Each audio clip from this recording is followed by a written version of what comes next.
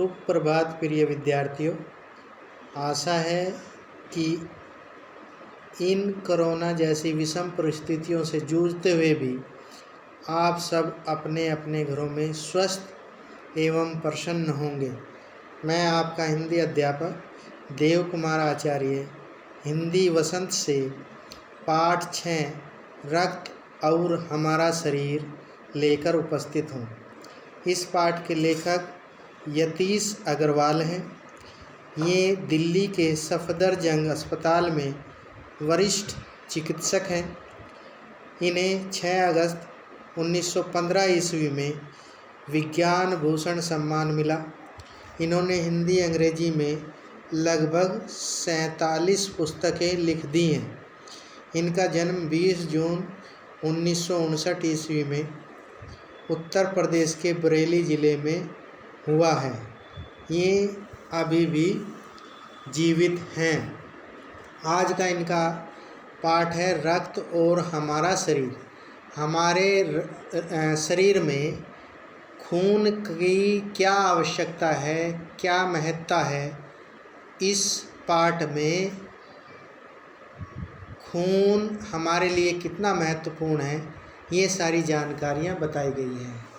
खून की कमी से कौन कौन से रोग हो सकते हैं और खून की बीमारी, खून की कमी से हमारे शरीर पर क्या दुष्परिणाम हो सकते हैं, ये इस पाठ के अंतर्गत बताया गया है। देखिए, इस पाठ को देख लेते हैं, पढ़ते हैं। दिव्या अनिल की छोटी बहन है। यूँ तो वह शुरू से ही कमज़ोर हैं, लेकिन इधर कुछ दिनों से उसे हर समय थकान महसूस होती रहती है। मन किसी काम में नहीं लगता। भूख भी पहले से कम हो गई है। अस्पताल में उसे डॉक्टर ने देखा तो कहा, लगता है दिव्या के शरीर में रक्त की कमी हो गई है। यानी रक्त के, खून की कमी के ये उपरोक्त सभी कारण हो सकते हैं। भूख न लगना, खाना ठीक से न खाना और मन प्रसन्न न होना। इस प्रकार से ये सारे के सारे लक्षण खून से कमी के हो सकते हैं। जांच कराकर देखते हैं, यह कहकर उन्होंने दिव्या को रक्त की जांच के लिए पास के एक कमरे में भेज दिया। वहाँ अनिल को अपनी ही जान पहचान की डॉक्टर दीदी दिखाई दी। डॉक्टर दीदी ने कहा, कहो अनिल, कैसे आना हुआ? अनिल ने बताया कि डॉक्टर दिव्या को खून की जांच के लिए आपके पास भेजा है। इतना सुनते ही डॉक्टर दीदी ने दिव्या की उंगली से रक्त की कुछ बूंदें एक छोटी सी शीशी में डाल दी और स्लाइड पर लगा दी। स्लाइड होती है कांच की छोटी सी पतली सी छड़। फिर अनिल से बोली, अनिल, तुम कल अस्पताल से रिपोर्ट ले जाना। अगले दिन अस्पताल पहुंचकर अनिल ने डॉक्टर दीदी के कमरे के दरवाजे पर दस्तक दी। दस्तक देना मतलब उसकी बैल बजाना या कुंडी खटखटाना, अपनी आमद दर्ज करना। भीतर से आवाज़ आई, आ जाओ। अनिल ने कमरे में प्रवेश किया तो पाया डॉक्टर दीदी सूक्ष्मदर्शी द्वारा एक स्लाइड की जांच कर रही थी। दीदी के इशारे से वह पास रखी एक कुर्सी पर बैठ गया। स्लाइड की जांच पूरी होने पर डॉक्टर दीदी ने साबुन से हाथ धोए और तौलिए से पोंछती हुई बोली, अनिल, दिव्या को अनीमिया है। अनीमिया अर्थात खून की कमी। चिंता की बात नहीं, कुछ दिनों दवा लेगी तो ठीक हो जाएगी। अनिल के मन में जिज्ञासा हुई। वह बोला, दीदी, एक सवाल पूछूं? हाँ, क्यों नहीं? डॉक्टर दीदी ने कहा। अनीमिया से आपका क्या मतलब है दीदी? उसने पूछा। यह जानने के लिए तुम्हें रक्त के बारे में जानना होगा, डॉक्टर दीदी ने कहा। फिर बोली, अनिल, देखने में रक्त लाल द्रव के समान दिखता है, किंतु इसे सूक्ष्मदर्शी द्वारा देखे तो यह भानुमति के पिटारे से कम नहीं। भानुमति का पिटारा यानी कि बहुत सारी चीज़ें जिसमें भरी पड़ी है। मोटे तौर पर यानी कि साधारण तौर पर इसके 2 भाग होते हैं। किसके? रक्त के, खून के। एक भाग वह जो तरल है जिसे हम प्लाज्मा कहते हैं, यानी कि तरल भाग को, खून के तरल भाग को हम प्लाज्मा कहते हैं। दूसरा वह जिसमें छोटे बड़े कई तरह के कण होते हैं, कुछ लाल, सफ़ेद, कुछ ऐसे जिसका कोई रंग नहीं, यानी कि पारदर्शी, जिन्हें बिंबाणु प्लेटलेट्स कण कहते हैं। ये कण प्लाज्मा में तैरते रहते हैं, यानी कि द्रव में।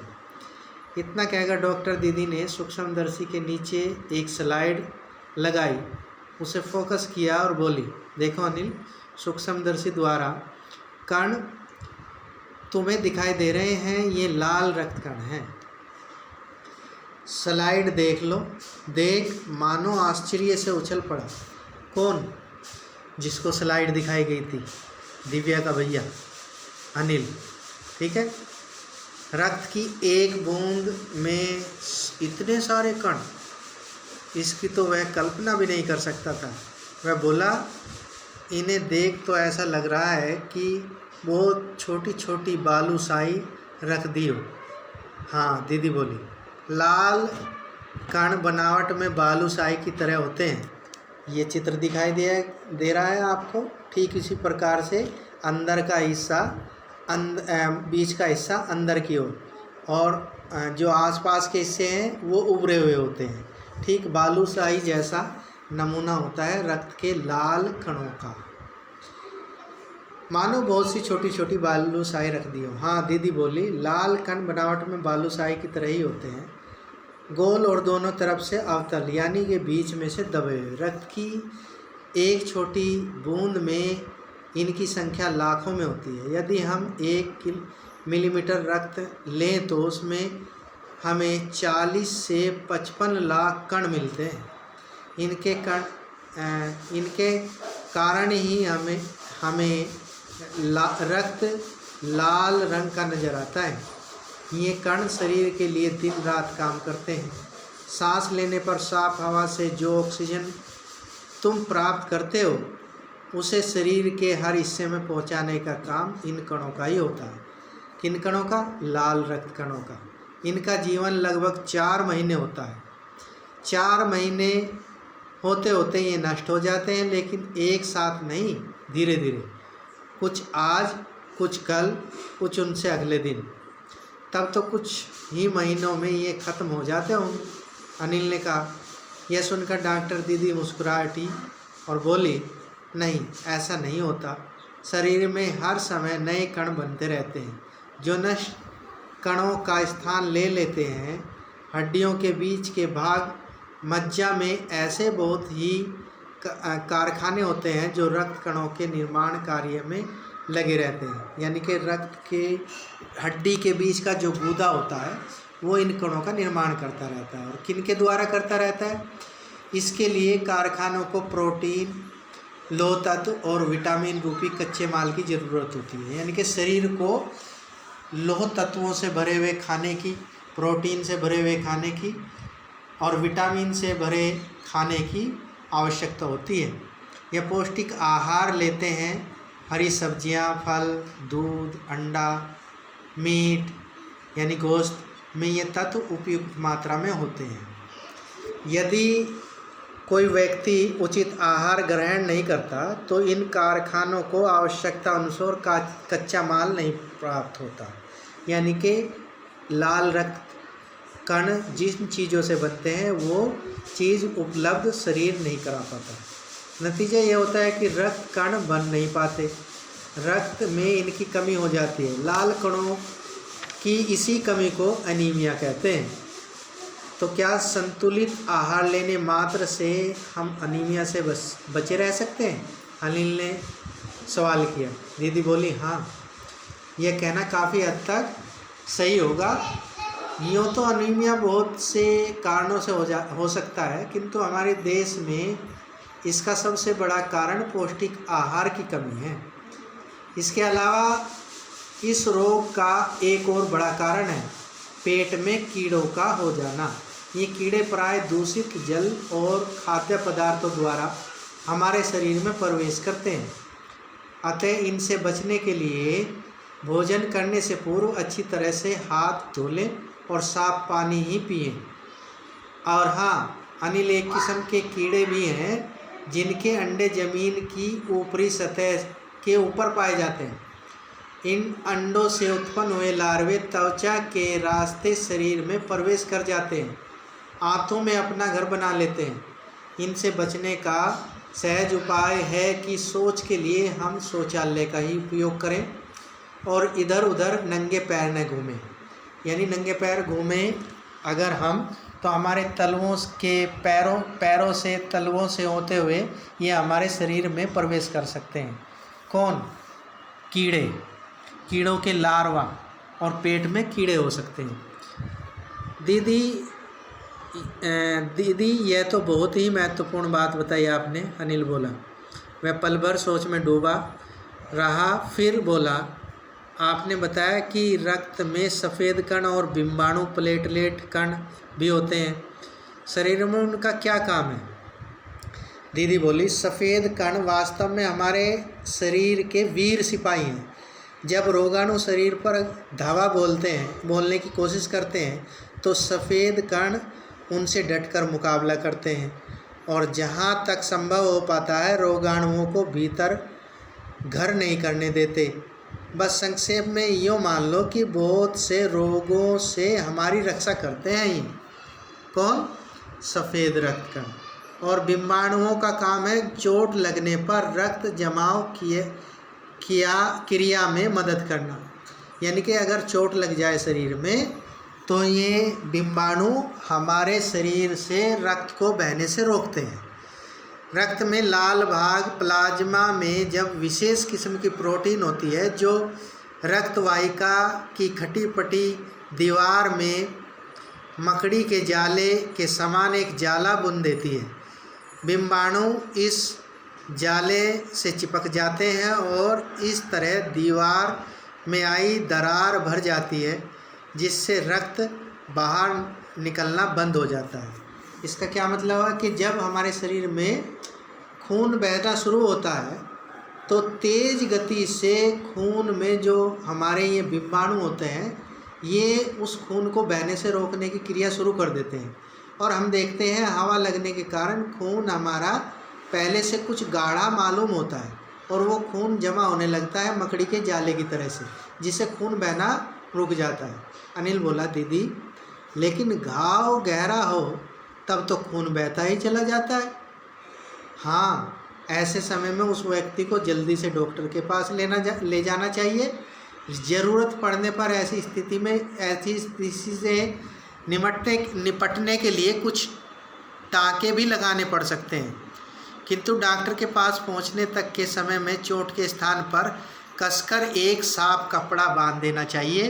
दबाव पड़ने से रक्त का बहाव कम हो जाता है, जो उस व्यक्ति के लिए काफ़ी लाभप्रद सिद्ध हो सकता है। किंतु अगर